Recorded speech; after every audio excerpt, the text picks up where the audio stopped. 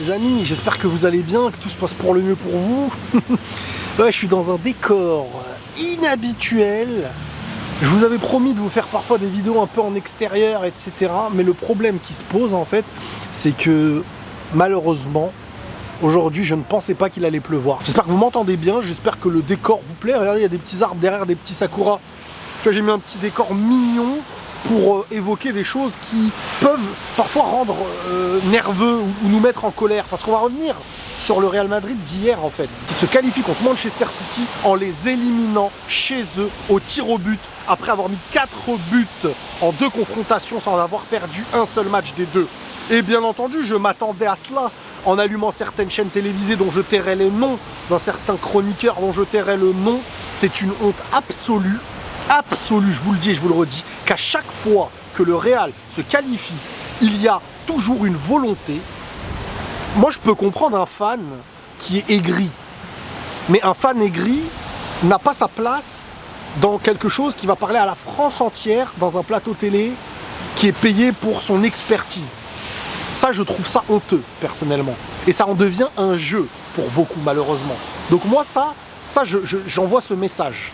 Vraiment, avec tout le respect que j'ai pour certaines chaînes télévisées, que je trouve très sympa à regarder depuis des années, je trouve honteux qu'il y ait des chroniqueurs qui, avant de prendre la parole, on sait ce qu'ils vont dire.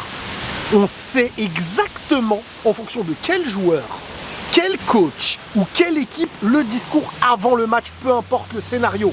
Et c'est pas... Il n'y a aucune recherche d'objectivité. Des gens aigris comme s'ils étaient aigris avec leurs copains.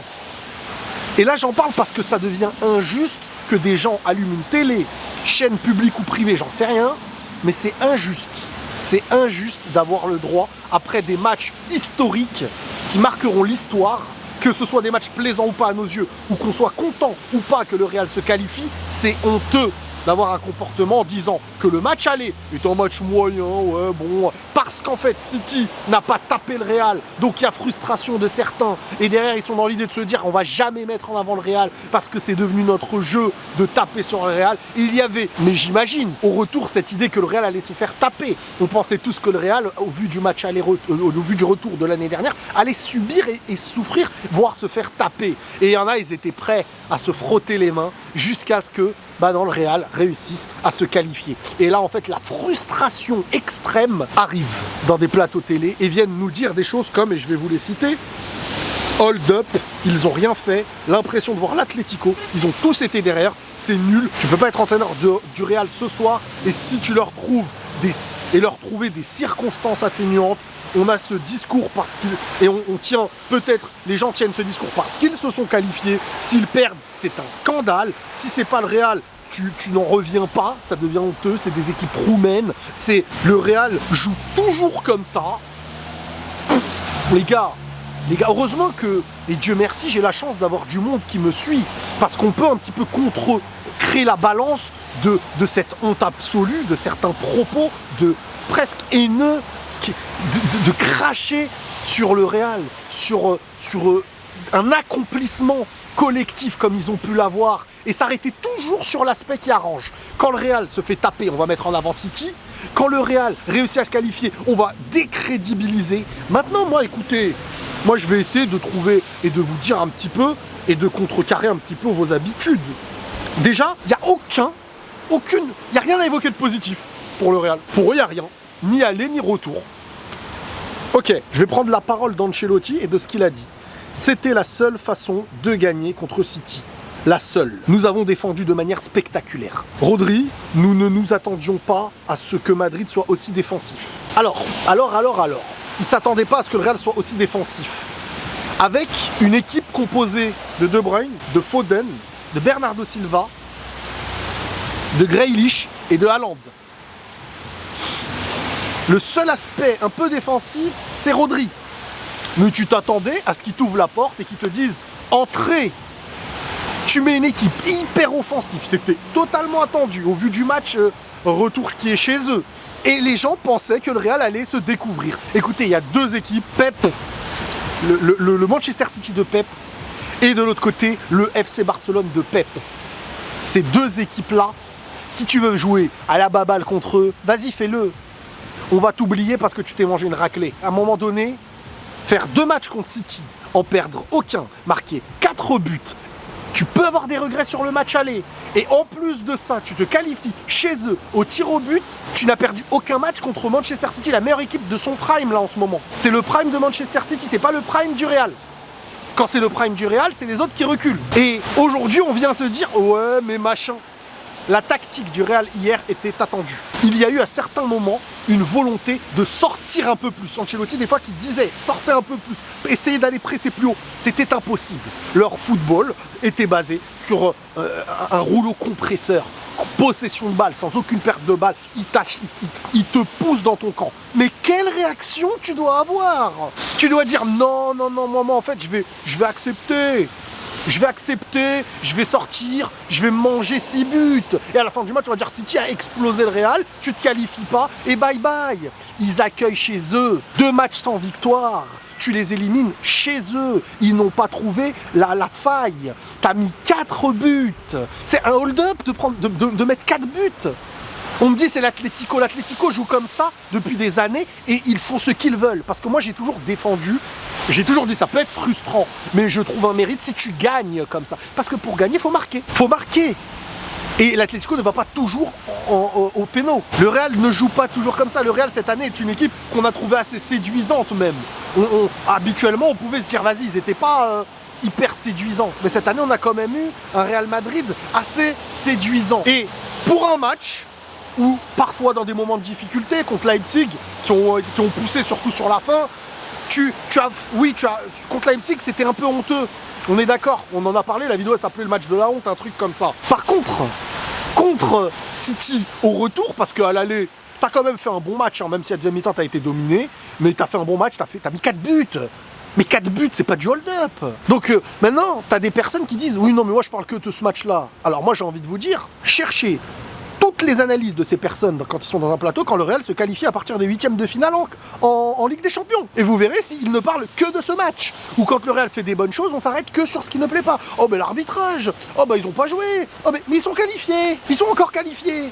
Ah mais je croyais que c'était l'arbitrage, il fallait leur donner la Ligue des Champions directement en fin d'année. Là t'as un Real Madrid qui a perdu Courtois. Tu vois que normalement quelqu'un d'objectif, un petit peu à la Thierry Henry, des personnes qui savent trouver le mérite là où il existe, te diront purée ils ont pas encaissé réellement à City, tout en marquant là-bas, tout en gagnant sur 2 matchs, sans Courtois, sans Militao qui n'était pas titulaire avec Nacho, sans Tchouaméni, un élément important dans la victoire, sans Alaba, sans avoir recruté de numéro 9. Mais comment ils ont fait? Normalement, c'est ces questions qu'on se pose. Et malheureusement, ces questions-là, aujourd'hui, on ne se les pose plus.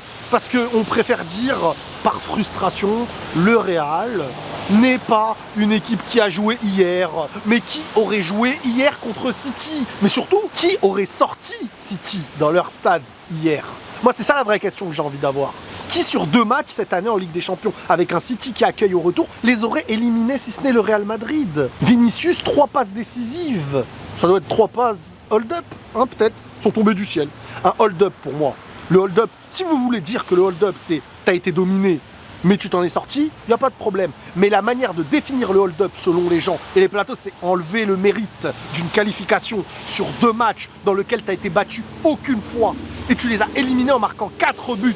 Un hold-up, ça aurait été 0-0 à l'aller, 0-0 au retour, but d'une tête ou d'un penalty à la dernière seconde. C'est pas tu leur as tenu tête, ils ont voulu jouer très très haut, t'as su passer dans leur dos à certains moments. Bah oui, parce que si eux ils veulent te faire reculer comme jamais, bah ils se découvrent. Et t'as exploité des petits moments où ils se sont découverts. Mais tu ne pouvais pas jouer autrement. Et ça, c'est le mérite de tu ne peux pas jouer autrement, donc comment gagner? C'est pas tout le monde qui défend et qui gagne. Donc à un moment donné, il faut aussi savoir arrêter d'avoir la haine. Parce que, je vais pas donner les noms encore une fois, mais t'as des mecs qui sont pour le Barça, assumés dans des plateaux, et ils se permettent de dire le Real Madrid, ouais, c'est limite par presque une honte. Mais Ancelotti, cette année, il a fait quelque chose de plus cohérent que ce que le Barça faisait sur le terrain. Maintenant, t'affrontes City. De quelle manière tu passes? De quelle manière tu gagnes ce match? Demain, le match, ils sont éliminés, tu vas peut-être jouer autrement. Cette année, ils ont su gagner par le football la majorité de leurs matchs. Contre Girona, c'est par le football. Contre le Barça en Supercoupe, c'est par le football. Dans les plus grande partie des matchs, c'est par le football. Phase de groupe, le Real a que 2 défaites cette saison. Une en en championnat contre l'Atlético. Tous ces points positifs, c'est silence radio. Silence radio dans une équipe qu'on ne pouvait même pas imaginer passer les huitièmes peut-être après le départ de Benzema, après les blessures de Courtois, de Militao, sans avoir remplacé de défenseur. Te retrouver, mais c'est hallucinant. Hallucinant, ces plateaux de la honte que j'appellerais.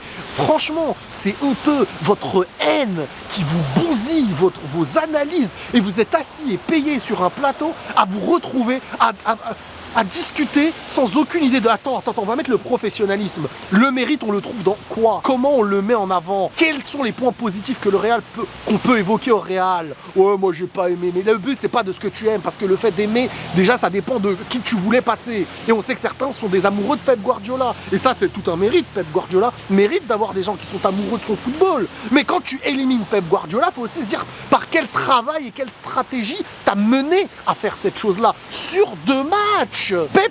Pep Guardiola ou ce City, on se dit tous que c'est une équipe que tu élimines sur 1 match. Mais sur 2 matchs avec eux qui accueillent au retour, il y a un mérite incroyable. Incroyable. Et on peut pas dire autre chose. On peut pas dire autre chose. Et honnêtement, moi, franchement, ça me frustre. Moi, je suis heureux.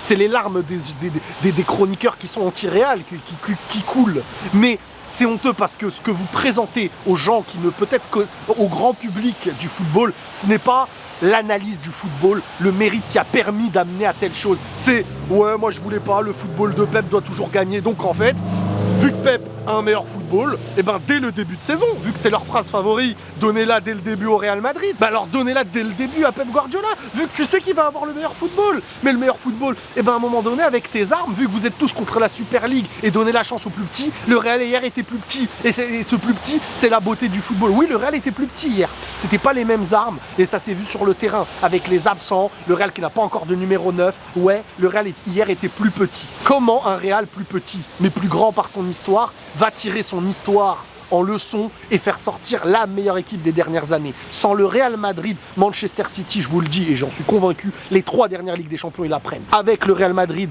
dans leur prime, Manchester City, parce que le Real dans leur prime, c'est 3 Ligues des Champions de suite. Manchester City dans leur prime, et eux, je leur retire aucun mérite. Aucun mérite, parce que c'est incroyable comment ils sont costauds, infatigables, un football qui te fait reculer, un Real Madrid de ouf, comme ça, d'une manière comme s'ils étaient dans l'incapacité. Mais maintenant les gars, on peut pas revenir un peu sur Bellingham, sur les efforts amenés d'un Carvajal, sur un gardien comme Lunin, sur un Rudiger, sur les peu d'actions de Bellingham, sa gestuelle et sa beauté technique qui permet de faire réexister les choses. Un Vinicius qui met 3 passes décisives sur 2 matchs, un Rodrigo qui met 2 buts si je ne me trompe pas, aller-retour, un Real Madrid qui était inattendu cette saison et qui se retrouve aujourd'hui comme un favori de la Ligue des Champions après avoir éliminé Manchester City, que personne ne pouvait imaginer sortir comme ça en accueillant chez eux. Non, tout ça c'est mis à la poubelle, tout ça on le jette, tout ça on s'en moque, on s'en fiche, nous on est deg, parce qu'à côté il y a un pro Real, il y a un pro Pep, et on les met ensemble devant le grand public, et on a l'image d'un Real, c'est affreux, on dirait une équipe roumaine, c'est machin, mais les gars, vous parlez du Real Madrid. Mais c'est pas n'importe quelle équipe qui te sort Manchester City, c'est stratégique ce qu'ils ont fait, c'est une solidarité défensive incroyable, c'est des possessions parfois défensives pour essayer de les faire sortir, mais Valverde, il n'y a rien à dire sur Valverde, il n'y a rien à dire sur Bellingham, il n'y a rien à dire sur Rodrigo, il n'y a rien à dire sur Camavinga, il n'y a rien à dire sur Mendy, et il n'y a rien à dire sur Rudiger, et il n'y a rien à dire sur Carvajal, rien à dire sur Lunin. L'homme du match c'est qui? Oh bah c'est Lunin. Bah pour nous c'est Lunin parce que bon bah on a vu que lui. Vous avez vu que lui, bande de haineux, je vous le dis, et franchement, sincèrement, parce que vous ne pouvez pas vous asseoir sur un plateau comme ça et faire totalement abstraction du football et de l'analyse profonde, cohérente, en mettant de côté vos préférences. Sinon c'est naze, sinon tu parles qu'à un public qui, tu vois, sinon on met des personnes comme chez TPMP, et on sait qu'un tel est là pour ça, un tel est là pour ça. Et maintenant, le problème, c'est qu'à la télé ou à la radio, le but de certains, pas tous, mais le but de certains, c'est d'offrir de la polémique. On sait qu'en criant sur ça ou en disant ça, ça va ressortir plus que si on fait une analyse fine et cohérente. Oui, le Real Madrid a été clairement dominé. Ils ont souffert le martyre, même s'il faut le dire. Le match retour, ça a été une souffrance. Mais tu mets pas 4 buts venant au hasard. Le hasard n'existe pas. Par contre, toi, tu te manges un but sur une boulette de Lounine, premier match. 2 frappes de loin quand tu n'as pas réussi à trouver la faille défensive, mais qui sont des buts. Faut les mettre en avant. Les buts de Guardiola, de Foden, ils sont excellents. Et quand ils réussissent à les mettre, eh ben ils ont réussi. Sauf que là, bah, ta défense, si tu faisais que défendre et pas marquer, t'aurais perdu. Mais t'as été marqué. Donc t'as exploité ce qu'il te fallait. Et ensuite, il y a les tirs au but à l'extérieur, en faisant tirer 3 défenseurs. Et parce que tu n'as plus que ça, parce qu'il fallait solidifier, parce que l'équipe elle attaque à 60 et parce qu'elle est meilleure. Donc c'est la manière de les sortir. Magnifique cette manière de sortir Manchester City sur 2 matchs en marquant 4 buts avec tous tes absents alors qu'ils avaient récupéré tous leurs titulaires. Ils sont dans leur prime, t'es dans ta reconstruction, dans ta transition, parce que t'as des joueurs qui naissent et t'en as qui vont partir. Mais dans tous les cas, t'étais ni favori, tu leur as mis 4 buts, t'as perdu aucun match et tu les as éliminés chez eux. Et si de cette analyse-là, tu tires juste « Oh, ils ont fait que défendre », bah je me dis comment ils ont fait pour gagner. Comment ils ont fait pour avoir un Vinicius qui a 3 passes D. C'est la haine. Et je suis pas du genre à dire jalousie, haine et tout. Mais à un moment donné, quand pendant 5 ans, facile, 5 ans les gars, 5 ans ou plus, même, dès que le Real réussit, tu vois des visages, on dirait, on leur a brisé leur vie. Donc soit vous êtes supporter d'une équipe et arrêtez de vous positionner en personne objective, dites-le, je ne suis pas objectif, j'étais pour telle équipe. Et s'il y avait des coulisses ou des caméras, on verrait des personnes comme ça à se tenir la tête après le match en mode « Mais non, machin, qu'est-ce que tu veux derrière faire une analyse cohérente ?» Je vois plus de cohérence sur YouTube, des youtubeurs dans leur chambre. Je vois plus aujourd'hui de cohérence dans ça que dans des plateaux qui aujourd'hui ont été envahis par des fans, supporters, machin, plus d'objectivité. Même des supporters du Barça, je les vois parler du match avec plus de cohérence. Pourtant, ils sont 10 fois plus deg. Ils ont perdu hier, avant-hier, et le lendemain, leur rival, que tout le monde attendait sortir, ils allaient être un peu contents, ils sortent même pas. Face à Pep, qui était leur ancien coach historique. Et eux, ils sont cohérents, ils sont logiques. Donc moi, quand je vois ça, mais j'ai honte d'allumer ma télé. Quand je vous entends faire vos coups de gueule, là, moi, c'est moi qui fais un coup de gueule, qui a honte. On aime le foot. On en a marre de voir des gens qui n'arrivent pas à mettre en avant des performances, à mettre en avant et salir devant un pays tout entier une performance qui peut être perçue comme c'est juste défendre. Sur 2 matchs, c'est juste défendre. Ok, match moyen. Allez les écouter, hein. Match moyen, le match aller. Match moyen, hein, parce que le Real a réussi à les égaliser. On pensait que City allait gagner. Match moyen, hein. On espère le retour. Hein. Et au retour, ils sortent. Ouais, bon, ils ont fait que défendre. Hein. C'est ça vos analyses?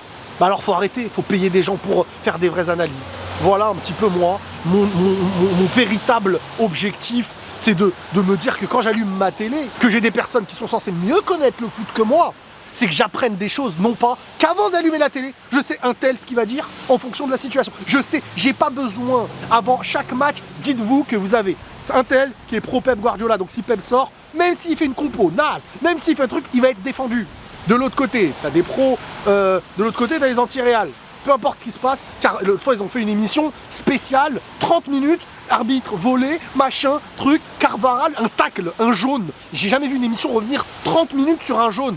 Le match d'après, reparler du jaune du match aller. À un moment donné, les gars, faut arrêter. Parler des clubs français, et quand c'est les clubs étrangers, dites on les aime pas, c'est plus rapide, c'est plus simple. Il y a des gens, ils bossent pour ces équipes-là, des gens, ils essayent de faire des analyses et vous amenez une frustration parce que ça y est, vous avez d'une certaine manière votre trône sur un plateau depuis beaucoup d'années, vous êtes à l'aise et vous ne cherchez plus votre professionnalisme intérieur, vous cherchez simplement à avoir une discussion entre potes qui parfois est très sympathique, qui parfois nous apporte un peu de joie, d'humour, des choses très plaisantes quand on se pose le soir, mais qui parfois à l'avance, tu sais, qu'il y a des partis pris, des problèmes internes, des conflits entre coachs de telle équipe avec toi, des trucs que tu utilises cette tribune pour un petit peu vous venger, te venger, et au final, arrêter de faire semblant de bah non, mais moi je dis ce que je pense. Moi je dis ce que je pense. Ah ouais, depuis 6 ans tu dis que purée, t'as pas trouvé un compliment au Real. Purée, faut le faire. Ne pas réussir à trouver un compliment au Real. Ah, bah ça fait bizarre parce que autant des fois il y a de la haine envers Mbappé dans cette émission, malgré tout ce qu'il peut mériter. Hein. Mais des fois, il y en a, ils ont cette haine envers Mbappé, additionnée à une haine envers le Real. L'année prochaine, ils vont avoir les deux dans le même club. J'imagine même pas l'état des émissions. Bref, prenez tous soin de vous. Le Real est en demi-finale. C'est un immense travail qu'ils ont fait. Personne ne les voyait là. Éliminer Manchester City, aller-retour, comme ça, sans aucune défaite, alors qu'ils ont une équipe quand même affaiblie par rapport à l'année dernière. Ancelotti, je te tire mon chapeau. Tous les professionnels vont respecter ces deux performances-là. Les autres, qu'ils aient une place dans un plateau télé ou pas, vraiment, c'est une honte. Mais libre à vous, comme on dit. Voilà, Manchester City, chapeau les artistes. Votre football est incroyable, vous êtes des machines. Les 3 dernières années, vous pouviez totalement faire un triplé Ligue des Champions. Une équipe de monstres, De Bruyne monstrueux, Foden, incroyable sa saison. Et j'espère qu'il va être tout autant régulier pour la suite. Parce que vraiment, un joueur comme ça, c'est agréable, c'est le football pur. C'est en plus, cette année, il est devenu un finisseur incroyable. Il va être assez bien positionné, je pense, au Ballon d'Or. On verra avec l'Angleterre ce qu'il va faire. Pep Guardiola, ce qu'il fait avec Manchester City ou ce qu'il a fait avec ses équipes, c'est incroyable, c'est du football, on ne peut pas cracher, c'est le meilleur coach du monde, en tout cas clairement. Il fait partie, après tout dépend de comment on voit les choses, mais sur les dernières années, il écrit des choses, un football, et ses joueurs sont toujours à 100%, il tire le meilleur du football et de ses joueurs en termes de niveau, et voilà, à Manchester City, les gars, vous êtes des monstres, et là, c'était la seule manière de réussir à vous battre au retour. Moi, je trouve un mérite de fou au Real de faire ce qu'ils ont fait, en plus de vous mettre 4 buts, en plus avec tous ces absents, vous, en plus en récupérant ces joueurs, en étant chez vous, c'était une stratégie, fallait la tenir parce que la tenir c'était pas facile et aller jusqu'au bout et mentalement réussir cette séance de tir au but en ayant raté le premier, tiré par un de tes leaders depuis des années, Modric, franchement, alors là, si on doit juste me dire ils ont défendu, c'est de la chance carrément, bon bah, on ne parle pas le même football. Prenez tous soin de vous les amis, on se tient au jus et la paix sur vous.